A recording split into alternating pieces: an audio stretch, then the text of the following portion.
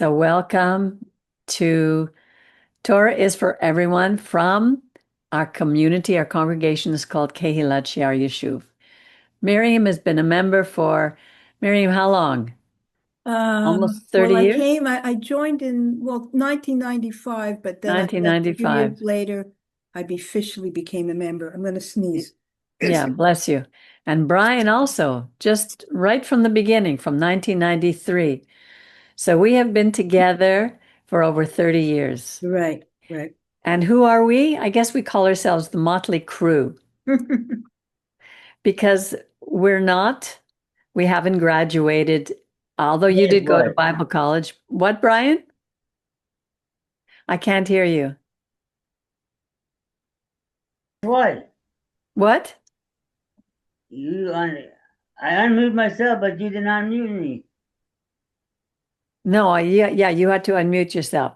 So we've been together, and our desire as a community is to continue the work that our rabbi started in 1993, starting this congregation. We used to be a Messianic congregation, which is a group of Jews and Gentiles who believe that Jesus is the Messiah. But over the years, our rabbi taught us a very different way of seeing the Bible. That Yeshua was a rabbi. We do not believe that he was God.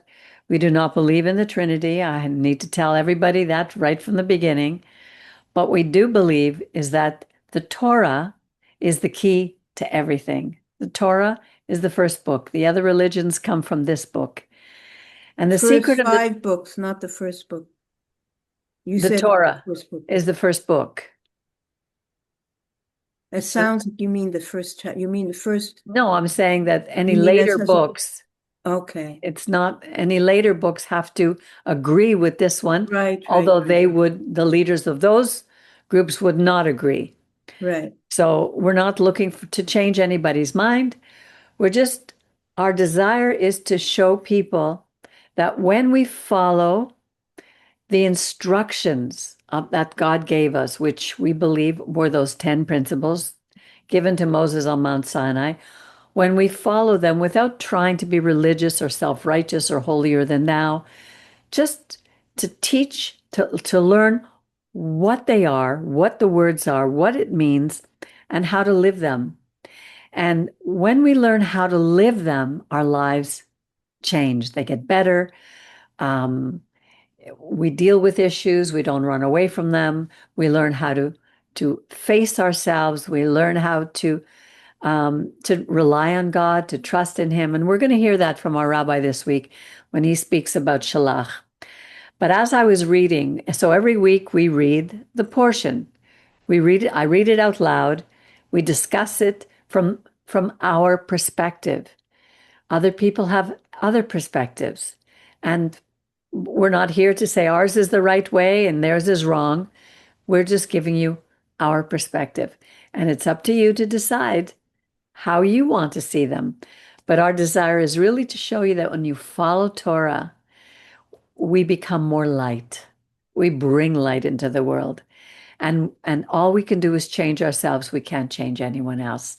And that's our desire, to really to love God with all our heart, soul, and mind, and to love our neighbor as we love ourselves. So here we are neighbors, and we want to love each other as we learn to love ourselves. So I'm going to share the screen now. Brian, if someone comes into the room, just mute yourself, unless you want me to mute you now.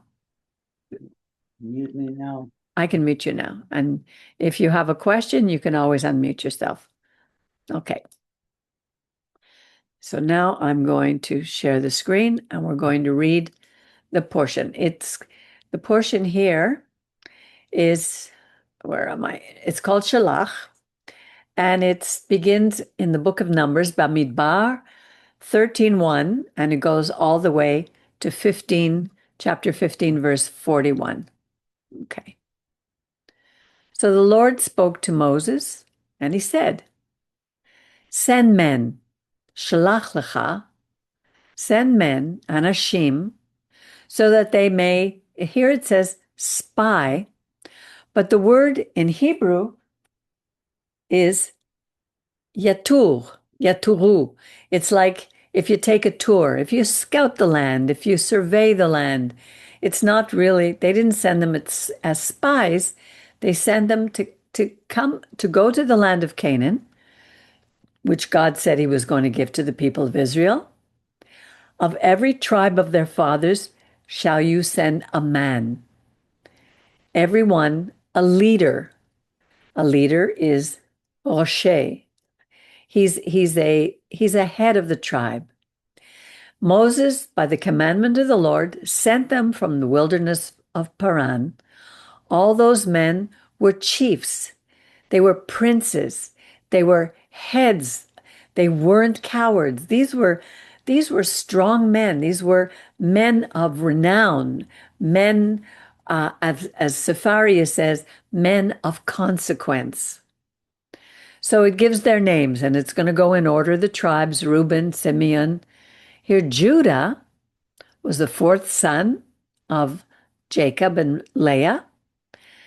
And from the tribe of Judah is Caleb, the son of Jephunneh. Now, this is a very important line, because we're going to see a little later, I'm going to speak a little bit more about who Caleb is. Then we have Issachar, Ephraim, Benjamin, Zebulun, Joseph, Dan, Asher, Naphtali, and Gad. Those are the names of the tribes, but he gave the name of each of the princes who Moses sent to scout the land. And here it says, it's interesting, here it says, Moses called Hoshea, which was his name, Hoshea, the son of Nun, Joshua. So the name, he only changed the name of one man, not any of the others. He didn't change Caleb. He didn't change any of the others. From Hoshea to Yehoshua, he adds a Yud and a Hey, which means God saves.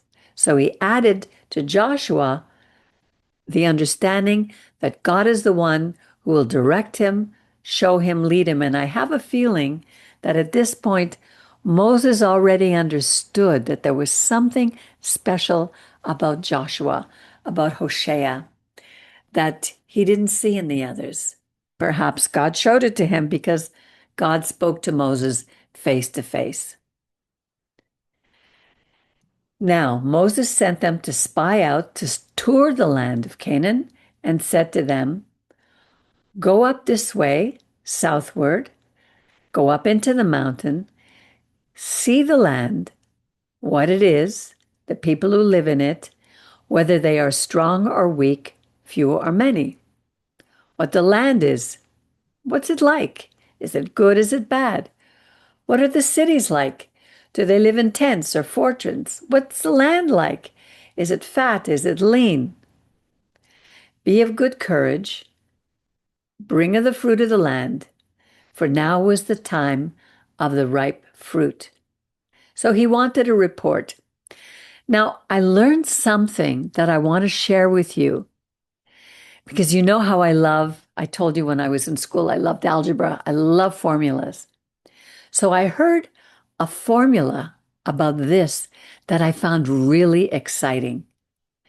If we go back to Genesis 37, it says that Joseph was 17 years old and he was tending the flocks of his brother as the helper to the sons of his father. Okay, and Joseph brought a bad report about them to their father. This is exactly the same thing that is going to be happening here. It uses the same word, dibatem, bringing a bad report. So we have Joseph bringing a bad report, and now we're going to have, and he was one of the 12 tribes, and here we're going to have the 12 tribes all going to tour the land, the leaders, and 10 of them are going to bring a bad report. Now, when Joseph brought a bad report, it caused his brothers to hate him even more than they already did, to the point that they threw him in a pit and they sold him as a slave, where he ended up in Egypt. So those 12 brothers become the entire nation of Israel, and they will one day themselves be slaves in Egypt. Do you see how it's like this thread goes through our history? Now here in Shelach, the 12 tribes are on their way to the promised land, and Moses sends these 12 scouts to check out, to tour the land. They go, they see, they return, and they spread an evil report. Same word, dibat. This word is only used in those two stories, in Genesis and here. Both of them are about the 12 tribes. Both involve a mission. Both have the same three words. And it starts out with Joseph bringing the bad report to his father. Then his sons are pasturing the flocks, and Joseph tells them, I will send you, just like Moses is sending the people, the men to tour the land. And he says, go and see. Just like Jacob told Joseph, Moses tells the people, go and see. Jacob tells Joseph to see how the brothers are doing. Moses tells the brothers to see how the land is doing. Both of them say, report back to me. Three instructions: Shelach, send; Re'eh, see; and Ve'ashiv devar, report back to me. The pattern is repeated in Bamidbar Numbers, where Numbers 13 tells them to scout out the land. And to me, this is so exciting because it shows us that there's a continuity. It's not just one story here and one story there. There's a continuity. And when God tells these stories in two different places, he wants us to pay attention. Now I wonder what you're explaining it now, but it's amazing that you said this word has only been used twice in the Torah. In the whole Torah. So it must be something extremely, maybe it's because it's the formation of a new nation, and it's unlike anything that's ever happened before. The fact that it's not repeated again, because a lot of bad reports and lies and all these things have gone on throughout, the Torah, part of the life of walking with God and getting rebuked and blah, blah, blah. So this is special that it's only two times. Exactly. So when we see it in those those that it's twice, we're being invited. We're being drawn in, invited to compare the two stories. It's like this formula takes shape later on, and it'll have a chain reaction, like Joseph bringing an evil report had a consequence. These men bringing an evil report has a consequence. God is trying to get our attention. Pay attention to this and see what can happen when you bring back these bad reports.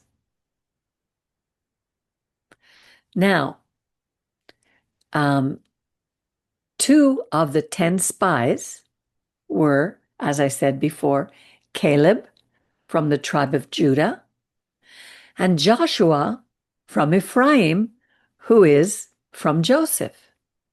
So you have those 2 again. Judah was the one who convinced his brothers not to kill Joseph, but to sell him. And Joseph was the one to start the entire chain reaction with the first evil report to his father against his brothers. Our actions have consequences even hundreds of years after we're gone. And it shows us that Ephraim here is going to turn everything around. It's never too late to turn things around in our families. As Joshua and Caleb chose differently from Joseph and Judah. And a very interesting thing is that Caleb was not a native-born Israelite. It says he was the son of Yefuneh, a Kenizzite. He was a ger. Now, our rabbis and many Orthodox people will argue that Caleb was an Israelite. But listen to what it says in Genesis 15, verses 18 to 20. On that day, God made a covenant with Abram. To your offspring I assign this land, from the river of Egypt to the great river, the river Euphrates. Now, this land, the people living in it were the Kenites, the Kenizzites, the Cadmonites, the Hittites, the Perizzites, the Rephaim, the Amorites, the Canaanites, the Girgashites, and the Jebusites.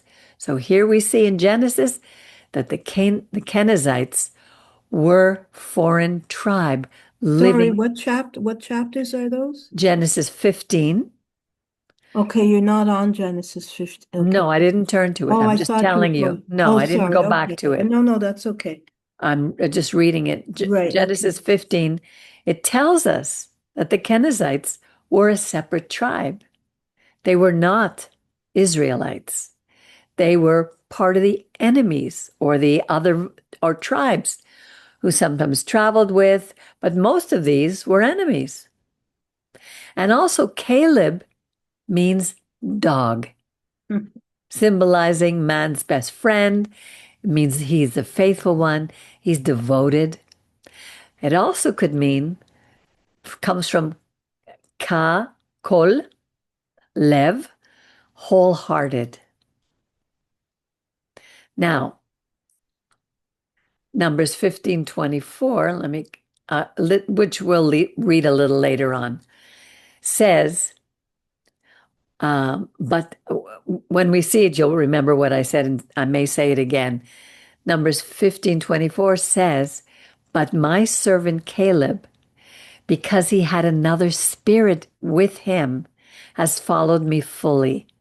Him I will bring into the land where he went, and his seed shall possess it.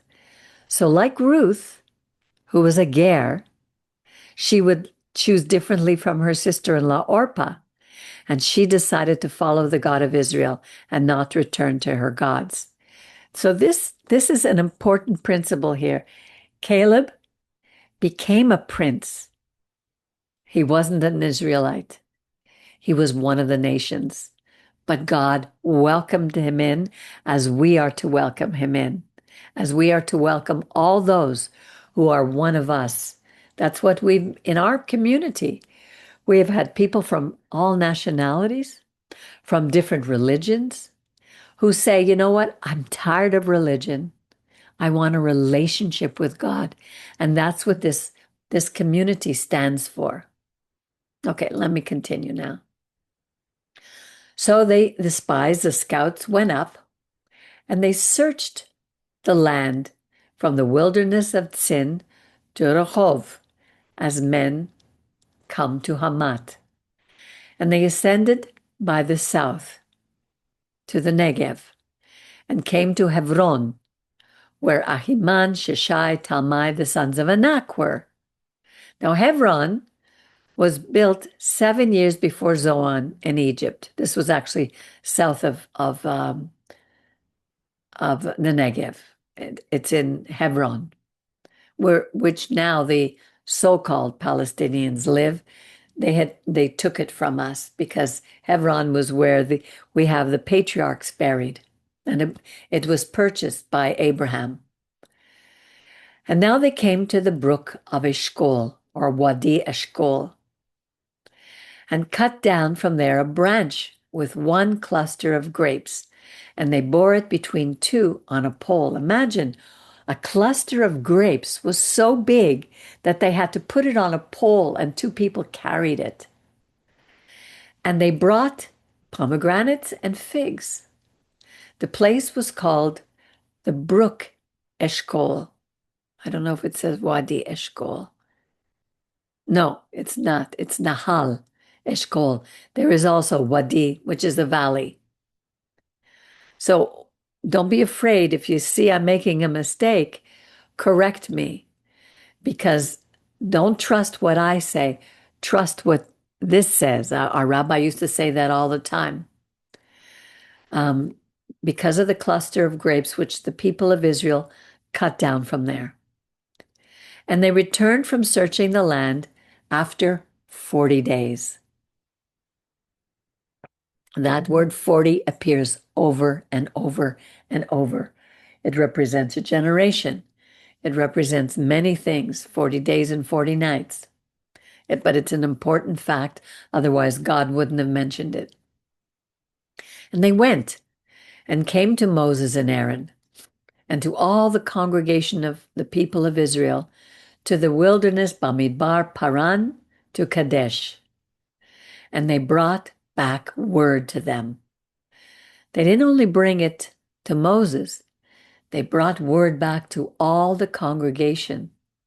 And they showed them the fruit of the land. And they told them and said, we came to the land where you sent them, and it is a land that flows with milk and honey. Erev zavat chalav, chalav u'devash. And this is its fruit. But the people who live in the land are strong, and the cities are walled and very great. And even more than that, we saw the children of Anak there. The Amalekites, our greatest enemy from the beginning, they live in the land of the Negev. They live in the south, in the desert region. And the Hittites and the Jebusites and the Amorites, they live in the mountains. And the Canaanites live by the sea. So that whole area was filled with our enemies. By the side of the Jordan. Today, the only people basically who live there are the, what are they called? The Bedouins, the Israelites, and those who call themselves Palestinians. Caleb quieted the people before Moses. He silenced them and he said, let's go up at once and possess it, for we are well able to overcome it. But the men who went up with him said, we are not able to go up against the people, for they are stronger than we are. How many times are we faced with something that we think we cannot take on? We are just not strong enough. And so we give up. And they brought an evil report. Yetziu dibat haaretz, an evil report of the land, which they had toured. They brought it, look who they brought it to the people of Israel. They didn't just go into the tent. 10 of them could have gone into the tent with Moses and just brought it to them. And the 12 would have met there and discussed it. They brought it before all the people. The land through which we have gone to scout is a land that eats up its inhabitants. And all the people we saw in it are men of great stature. And we saw Nephilim, the sons of Anak, who came from the Nephilim. Now this was all in their imagination. And we were in our own sight. You see, this is how they saw ourselves, as grasshoppers. So that's the way we were in their sight. And all the congregation lifted up their voices and cried. And the people wept that night.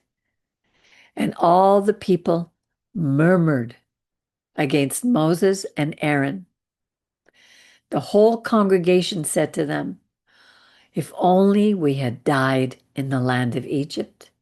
If only God, or would God, or if God would have taken us in this wilderness. Imagine, talk about, I don't know what to say, except that I know in my own life there were times that I just wanted to die. I just couldn't face my life. But it's the loss of hope, which is the most important thing not to lose. Yeah, I didn't have any hope. Yeah. But I hadn't seen what they saw. I didn't go through the 10 plagues that killed our enemies, set us free.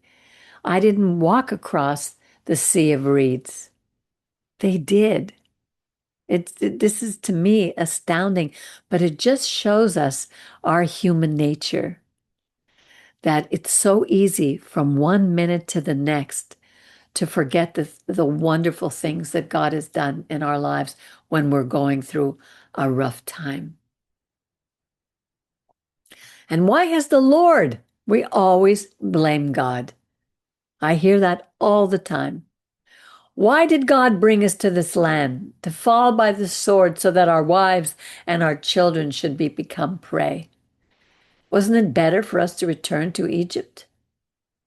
And they said to one another, let's choose a new leader, a Rosh, and let's return to Egypt. Imagine. I forget, this is the second year, right? Yeah. So even after it's the beginning of the second, or Yeah. so even after a year or a bit more than a year, they still. Remember, they spent that year building the Mishkan. They were very busy. They were then they were gathered together as tribes. All these things took time. They made the standards. They learned how to build everything, and then they had to take it apart and put it together. They learned what each one was supposed to do. They were given an order. They were given purpose. They were now ready to leave and enter the land. And they're they're right at they're no longer at the mountain. Here they're at the promised land. And Moses sends in these scouts. Go take a look and come and bring back a report. And Moses and Aaron fell on their faces before the whole assembly of the congregation of the people of Israel. And Joshua, the son of Nun, and Caleb, the son of Jephunneh, which were of those who spied out the land, they tore their clothes. It's like a funeral. And they spoke to all the company of the people of Israel, saying, the land which we passed through to scout out, to tour, is a really good land. It's an exceedingly good land. And look at this. I love this verse here. This says so much in this one verse.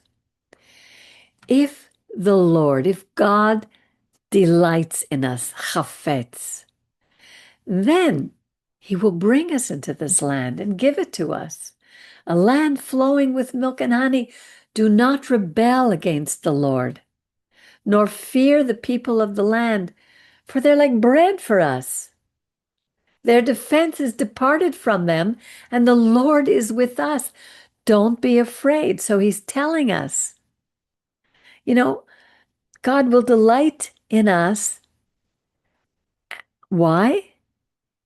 What makes him delight in us? If we do not rebel against him. If we do not fear the people, he says it twice. Fear not, for I am with you. He keeps telling them. And it's the same for us. Their protection left them, all these other nations, because God was with us. So whoever follows God's guidance, his instructions, fall under his protection. And we need to remember that. We as followers of Torah. It's easy to be afraid. It's easy to fail. But then all of a sudden we'll say, wait a minute. God did this. God did that. That's why it's good to keep a notebook, to keep almost a diary of the things that God does. I have that in my Apple, on my iPhone, and in my iPad. I have a place called Notes, and I write about the day when I see what God has done, and I go back and I remind myself that I am not alone. But all the congregation said to stone them with stones. Imagine. And the kavod, the glory of God, appeared in the tent of meeting before all the people of Israel. And the Lord said to Moses, how long will this people provoke me? This was just the beginning of all the times in our history that we have provoked our God. In all the nations where we've been taken captive, it's because we have provoked our God. And he tells us, when you go into the land and you grow fat, don't forget me. How long will it be before they believe me? And the word is emunah, whether they trust me, whether they believe that I am real, I'm here, I'm there. As a matter of fact, the very first commandment says, I am the Lord your God, who brought you out of the land of Egypt, out of slavery. He didn't say, I am the Lord your God who created the universe. He didn't say, I'm the Lord your God who separated the dark from the light and did all these marvelous things. He said, I'm the Lord your God who brought you out of the land of slavery, and I'm setting you free. He's telling us how important we are to him, and how even though we're so small and fearful, he will never leave us. He will always take care of us. He's so merciful and he's so with us. And he said, how long will it be before they believe me for all the signs, ot, which I have shown among them? And because of that, because we don't believe him, because we keep failing, he says, I will afflict them with a plague, and I will disinherit them. I'm going to turn my face away from them. And he said to Moses, I'll make a greater nation from you, mightier than they. But what does Moses do? Did he say, go ahead, do it, kill them, I can't stand them anymore? Which sometimes we feel like doing it. We want to do that to ourselves. But look what Moses said. He takes responsibility as a leader. And he says, but the Egyptians will hear it. You brought this people out from among them with your might. And they will tell it to the inhabitants of this land, the Canaanites, the Hittites, the Hivites, all these other people who live there will hear of this, because they have heard that you, Lord, are among this people, that you, Lord, are seen face to face, that your cloud stands over them, that you go before them by day and in the pillar of cloud, and by night as a pillar of fire. Now, if you kill all of this people, as you kill one man, then the nations who have heard your fame will say, was the Lord not able to bring this people into the land that he swore to them? So he slayed them in the wilderness. So I beg you, Na, Gadol, listen to me. I beseech you, great God, let your power, my Lord, be great according to what you have spoken. And here it talks about the characteristics of the God of Israel.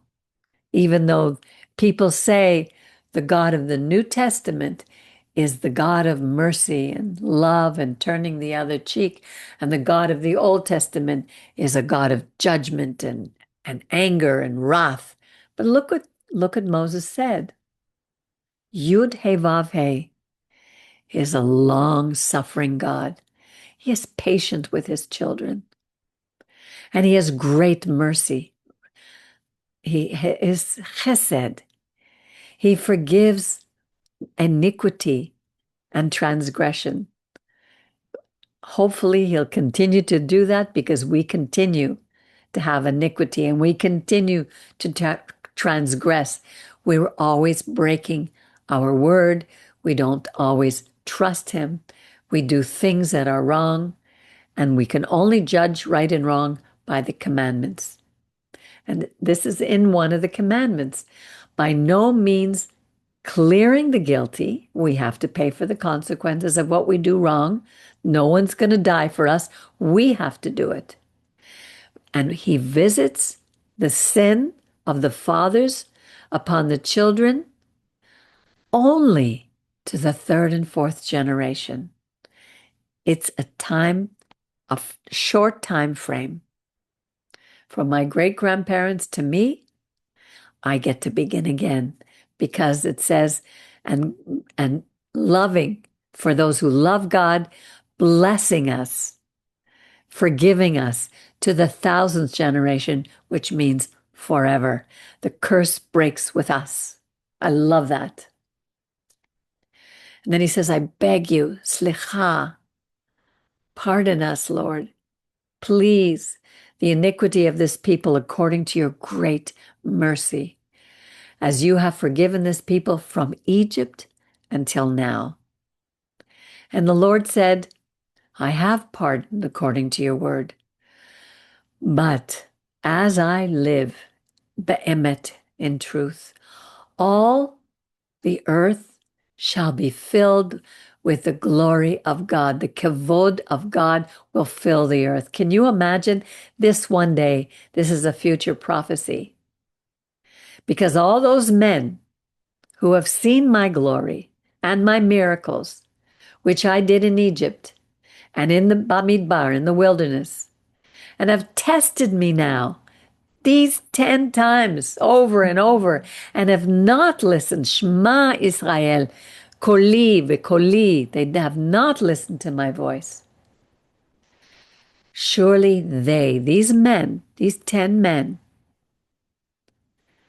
they shall not see the land, asher nishba, which I swore to their fathers.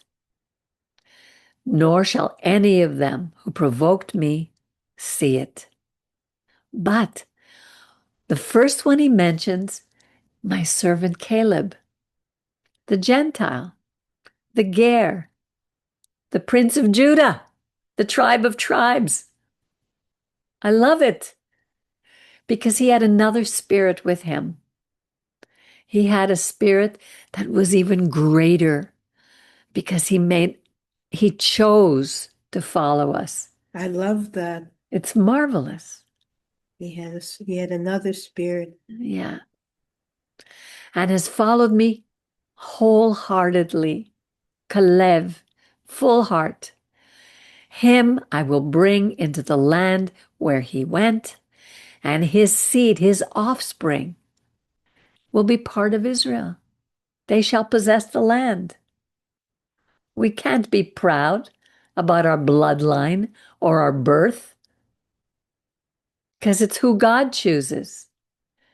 And now Amalek and the Canaanite live in the valley, but tomorrow turn and go to the Bamidbar, to the wilderness, by way of the Sea of Reeds, Yam Suf. We're back where we were.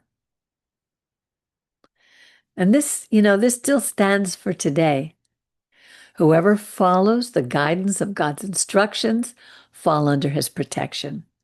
And this applies both to native-born Israelite and the Ger with us, Jew and Gentile unified under God.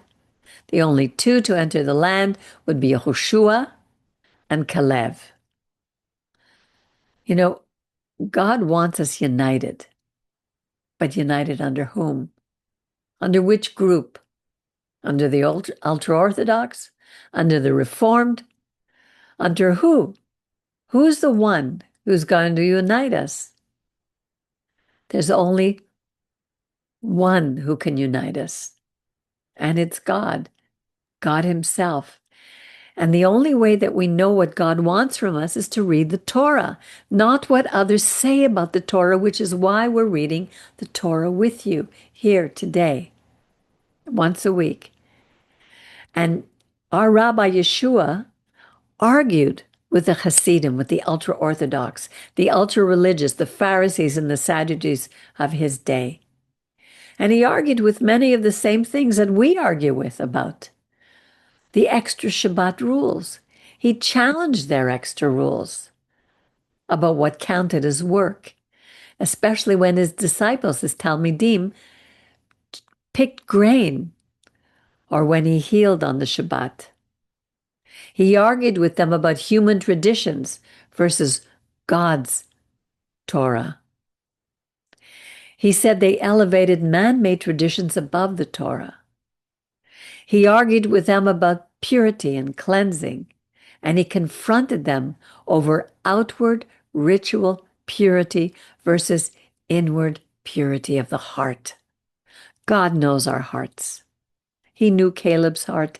He knew Joshua's heart. And he also knew the 10. Yeshua argued with them about eating with so-called sinners. They were upset with him because he dined with tax collectors and prostitutes who exposed their view of holiness. He argued with them over fasting, that their fasting, they made so many days of fasting, and they clashed over why his followers did not fast in the way they expected. So at the heart of the conflict is a different view of righteousness. The Pharisees emphasized externals, how they dressed, how they looked, all white, while Yeshua called them whitewashed tombs. Yeshua emphasized what the Torah teaches: mercy, justice, faithfulness, a transformed heart, which is the essence of the Torah. And this applies to any religion, not just to Judaism, any religion that puts their rules and regulations about the only creator. Okay, let's continue here.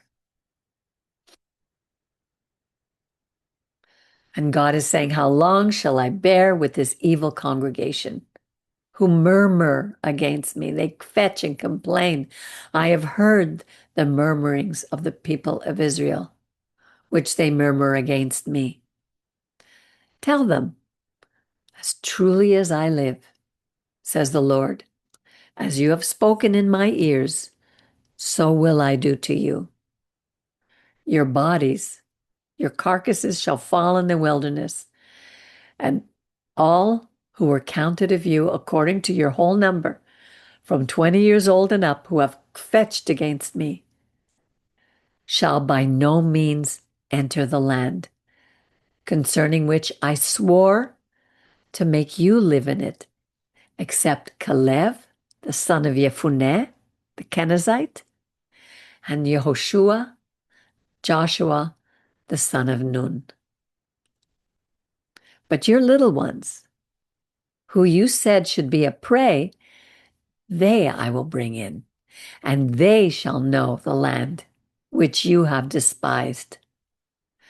We have to examine our hearts each and every day. Are the things that I'm doing, are the words that I'm saying, complaining about God, or being grateful and thankful? And we're going to experience both.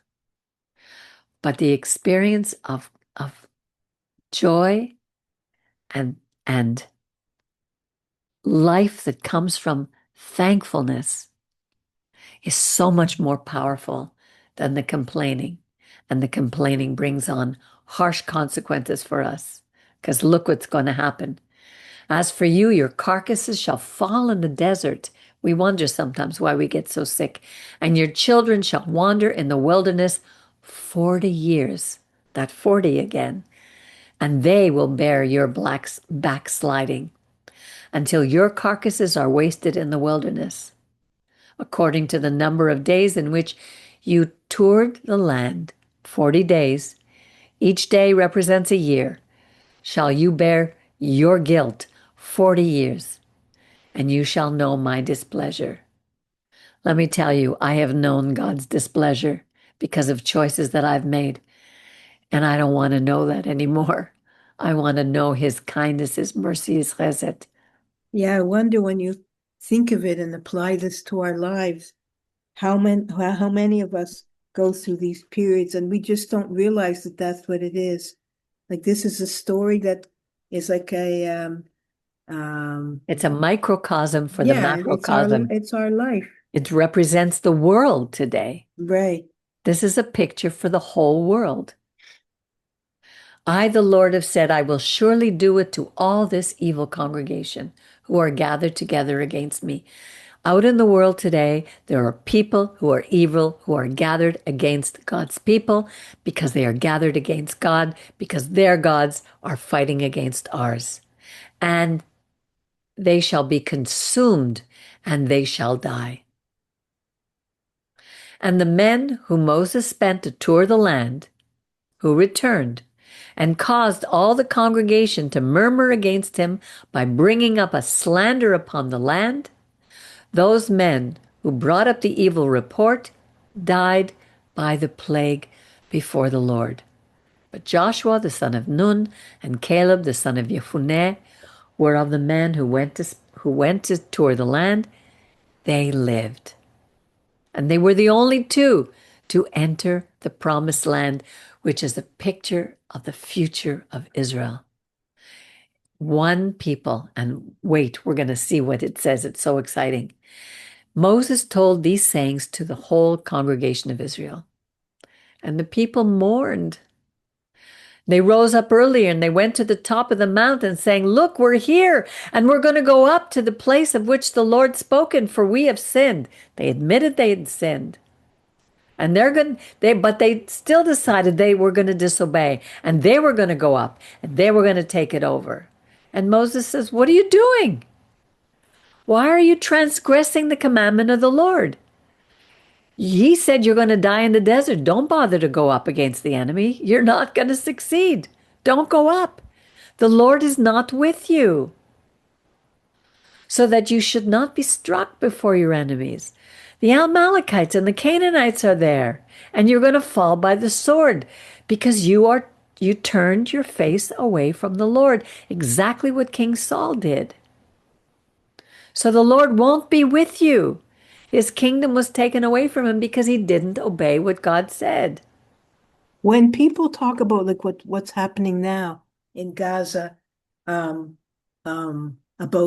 they talk about the river to the sea, meaning with respect to the Palestinians, what they call the Palestinians, not Right. really. But a lot of what like this sort of seems like the same thing. The peoples living there were disobedient people. It Yeah. wasn't like Israel just went in and slaughtered what people say are the indigenous. They call themselves the indigenous peoples Right. now, but But it's not true. but These they were didn't not care. indigenous. Yeah, and they didn't care about the land. God chose this piece of land for whatever his reason. It's called the navel of the whole world. Right. It's where a new people will be born. It's like a representation of it. And they were pagan, and some of their rituals were the most evil, horrible things, and God was going to cleanse the land. It's not the people. The people were given the land, but they had to fight for it. They didn't just take it over. They had to When fight. you're talking about the Israelites. The Israelites, yeah. No, for sure. But what I'm just saying is how twisted we have, not we, but the world is now in terms of how they describe the so-called history of the land. Right. Because we don't read the Torah. Yeah. They presumed to go up to the hilltop, but the Ark of the Covenant did not go with them. And the Amalekites came down. The Amalekites were horrible. They practiced sinatinam, killing just for the sake of killing, hatred for the sake of hatred, just like we see today. Same spirit of Amalek is in these people who have hatred, and everywhere they go, all they do is bring misery to the people in every land they enter, all over the Middle East. It's not just Israel. And the Canaanites who lived in the hill and defeated them and pursued them even to Hormah. They presumed to do that. But the Lord said to Moses, Tell the people, when you come into the land of your habitations, which I'm giving you, when I come into the land where you're going to build mishpacha, you will make an offering. So the first thing God is telling us, we're going to go in and we're going to give thanks. We're going to make offerings, free will offerings. We're going to have feasts and we're going to be so grateful to God. This is the first thing we do. Whenever something good happens, you want to just give and give and give. And then he who offers an offering will bring meal offerings. And here he's going to go through all the different types of offerings. Just a thankfulness. I'm not going to read it all because you can go through. And look what it says here. According to the number that you shall prepare, so shall you do to everyone according to their number. All who are native born shall do these things after this chukah, this ordinance. I think it says chukah. Kriv, the ruach, where does it say?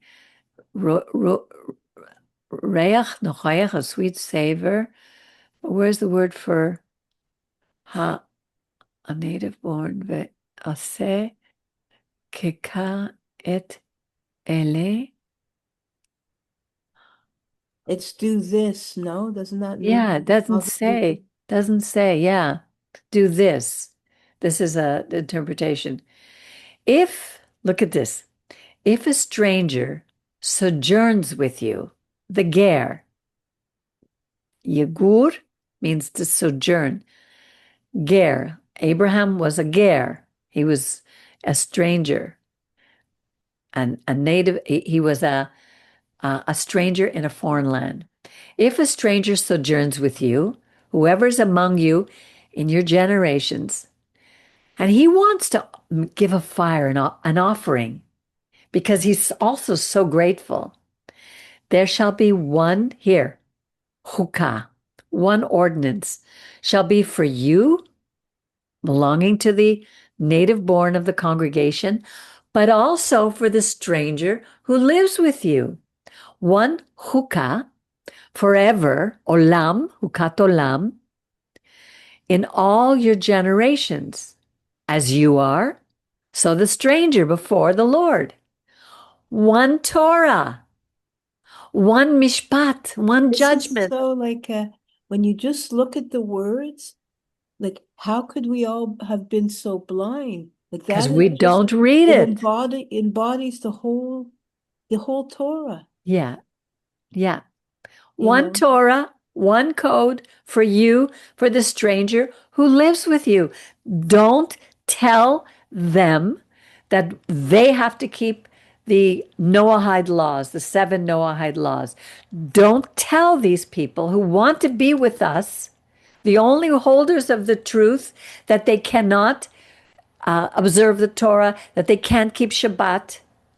And don't give them extra rules and regulations that God didn't give them and God didn't give us. It's getting him upset. And the Lord spoke to Moses saying, speak to the people of Israel, say to them, when you come into the land where I bring you, and it shall be that when you eat of the bread of the land, the riches of the land, and you offer up a thanksgiving offering to God, this is what you're going to bring. Bring all this. Bring the first fruits of everything to him. And if you have made a mistake and you didn't observe all the commandments, so you bring an offering, all that the Lord has commanded you by the hand of Moses, then it shall be, if anything is committed by ignorance, without the knowledge of the whole congregation, then bring an offering, and I will accept it. It's a free will offering. And the Kohen shall make a covering for the whole congregation of the people of Israel. And you shall be forgiven, because it was done in ignorance. And they shall bring their offering, a zibach, with 8 fire to the Lord, and their sin offering because of their ignorance. And it shall be forgiven. We have hope. If we bring offerings and we ask for forgiveness, we will receive it. And the stranger who lives among you also is part of that. And then it says, if any soul sins through ignorance, he brings a female goat, and the Kohen shall make a covering for their souls. You shall have one Torah for the one who sins through ignorance, both for him who is born among the people of Israel and for the stranger who sojourns among them. No building bridges between religions, that's all man-made. But the soul who does anything on purpose, presumptuously, whether he's born in the land or whether he's a stranger, that person dishonors the Lord, and that soul shall be cut off from among the people, because he despised the word of the Lord, and he's broken his commandment. He shall be utterly cut off. Being cut off in those days, separated from the community, was a death sentence. And while the people of Israel were in the wilderness, and here was one example, this was the beginning of the people, and they found a man who was gathering sticks on the Sabbath day after he was warned not to do it. And you'd think, so what's the big deal? So he's working on Shabbat. And those who found him gathering sticks brought him to Moses and Aaron and to the congregation, and they put him in custody. They put him in jail because it was not told what should be done to him. The Lord said to Moses, this man shall surely be put to death. All the congregation shall stone him with stones outside the camp. And the whole congregation brought him outside the camp and stoned him with stones, and he died, as the Lord commanded Moses. That sounds so harsh. Why should we stone someone who doesn't keep Shabbat? But this, again, it was at the beginning of the formation of the people of Israel. And it says presumptuously, he did it with a pride. I'm going to do this whether God said to or not. I am higher than God. And God is saying, if you don't listen and other people do the same thing, the whole community will die. We will no longer have Israel. His commandments, his principles, is what keeps us separate from all the other nations, is what keeps us safe from all those who would try to destroy us. And the first thing that says here, the Lord spoke to Moses, speak to the people of Israel and bid them that they make fringes in the border of their garments throughout their generations. He's reminding us that, when you take when you want to remember something and you take a string and you wrap it around your finger, this is to reminds us that we have to remember something. And these fringes are not about being holier than thou, but they were to remind us about the commandments that God gave us. The Shabbat is the fourth commandment. The very first commandment after the first three that talk about our God and who he is and how to have a relationship. The very first commandment is keep the Shabbat because it is a sign between him and us that he exists. And here, this man, it's almost like spitting in the face of God because he knew. And the fringes were to remind them. They were to put fringes of thread of blue. It shall be to you a fringe that you may look upon it and remember all the commandments of the Lord. Which commandments? There was no Talmud. There was no Gematria. There was no Zohar. There was no New Testament. We only had the 10. And then we had to do them. And that you don't go after your own heart. Don't trust your own heart. And don't trust what you see with your eyes, which incline you to go astray. Yeshua kept saying that over and over. You may think that you don't hate your brother, but let me tell you, you may think that you don't want to kill your brother. But let me tell you, if you hold that hatred in your heart, that hatred is eventually going to lead to something a lot worse. So those fringes, so were that you may remember and do his commandments and be kadosh, set apart from all the other nations. And look what he reminds us again. I am the Lord your God, who brought you out of the land of Egypt to be your God. I am the Lord your God. He's reminding us who he is. He's not just any other God. He's the one who brought us out of Egypt. So if you question, did my God bring the Hebrews out of the land of Egypt? And if he didn't, he's not the true God. And this is just a repetition. All right. So I'm going to stop the share.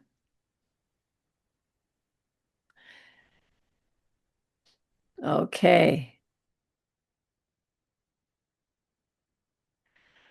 So isn't that awesome? I mean, when you think about it, it's so straightforward. It answers the whole mystery of the universe. It does. You know, when those of us who have said, what's it all about? And have grown up searching and searching and searching. Yeah. You know? Yeah. And I know you and I searched. Oh, We yeah. searched through everything. I searched through so many things. I'm amazed. And when I found it, the joy that radiates is It's still a journey. It doesn't end, but no. it's a different sort. Like even with pain that we have in our life and sorrows Yeah. and it's very different from being sort of lost in despair without any anchor. That's Right. the way I felt for so much of my life. Me It's too. like, what is this all about? And it was such there was such despair because it's not the same as when you can have despair all the time, but there's a different when you Yeah. have God or belief that there's an answer to this great mystery of the universe. Exactly. That God has given us a moral code to live by, a reality of His love for us. I mean, it's Yeah. incredible. And how many people want to hear? You know, when God spoke to Moses at Mount Sinai, what were most of the people doing? He got to the second commandment and they went like this. I don't want to hear. I don't want to hear. Moses, you tell us. We're still the same. We're the same people. I was the same person for so long. And then when something happens to me or I get sick or I do something, and it's a constant daily struggle with our inner being, looking, searching. It's not easy. It's easy to No. follow a religion. And then other people tell us what to do.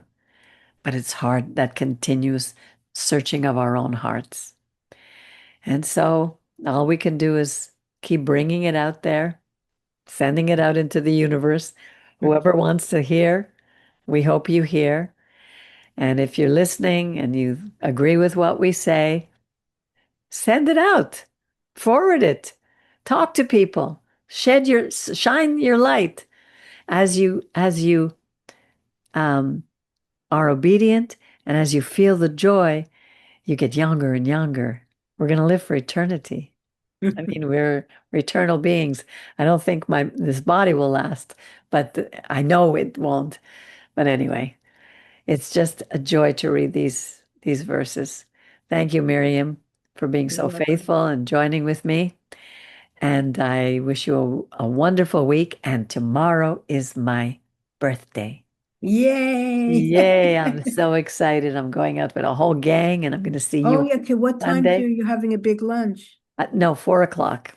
Oh, that's perfect. Yeah, Oh, that's so nice. That's yeah, it really is. nice. We have Well, how about many people about? 16 of us. Wow. Yeah, Oh, all that's the what Nikas, right? yeah, all of us Okay. who I met through my singing at the with for the elderly, Right, which I right, right. started also over 30 years ago and still doing it. So I'm so grateful that God opens doors and has helped me. Leia's going to be there? Yeah, Okay, yeah. that's nice. All right, my dear. So I wish you a good night. I hope you sleep well. Keep Thank you. hoping. And we look forward to hearing what our rabbi has to say about this on Shabbat. And Brian, you too, are you still there? No, I think, Brian, I have a very soothing voice. Sleep well, Brian. Okay. Good All right. night. Good night. Good Thank night. you. You're welcome.